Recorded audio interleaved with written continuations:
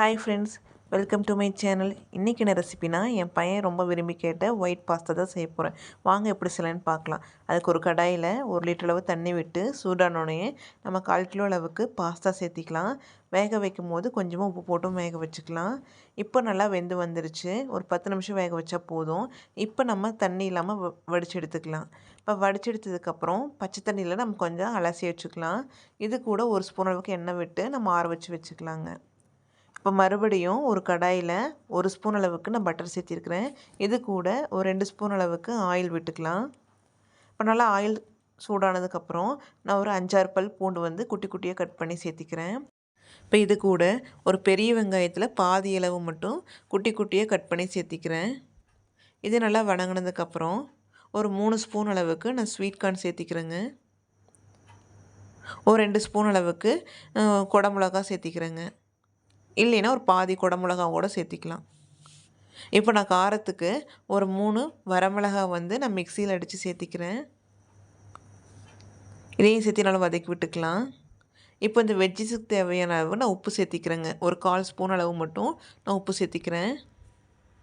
இதையும் சேர்த்து நல்லா வதக்கி விட்டுக்கலாம். இது நல்லா வதங்கினதுக்கப்புறம் நான் வந்து கொஞ்சம் க்ரீம் சேர்த்திக்கிறேங்க. மில்க் க்ரீம் சேர்த்திக்கிறேன். ஒரு 3லேருந்து 4 ஸ்பூன் அளவு மட்டும் சேர்த்திக்கிறேங்க. இப்போ நல்லா கலந்து விட்டுக்கலாம். இப்போ பார்த்திங்கன்னா கொஞ்சம் வந்து கெட்டியாகிற மாதிரி இருக்குது. இந்த டைமில் காய்ச்சின பால் வந்து நான் ஒரு 1/2 டம்ளர் அளவு சேர்த்திக்கிறேன். எனக்கு இந்தளவு ஜூஸியாக இருந்தால் போதுங்கிறதுக்காக நான் 1/2 டம்ளர் சேர்த்திருக்கிறேன். இல்லை உங்களுக்கு இன்னும் அதிகமாக வேணும், நான் 1/2 டம்ளர் பால் கூட சேர்த்திக்கிங்க. இப்போ நான் பாஸ்தாவுக்கு தேவையான அளவு நான் உப்பு சேர்த்திக்கிறேங்க. உப்பு சேர்ந்து நல்லா கலந்து விட்டதுக்கப்புறம் நம்ம வேக வச்சு ஆற வச்ச பாஸ்தா சேர்த்திக்கலாம்.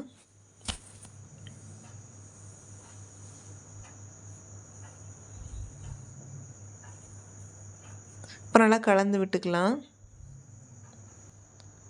இப்போ நம்ம குழந்தைங்க காரத்துக்கு ஏற்ப ஒரு 1/2 ஸ்பூன் அளவுக்கு நான் மிளகுத்தூள் சேர்த்திருக்கேன். இதையும் சேர்த்து நல்லா கலந்து விட்டுக்கலாம்.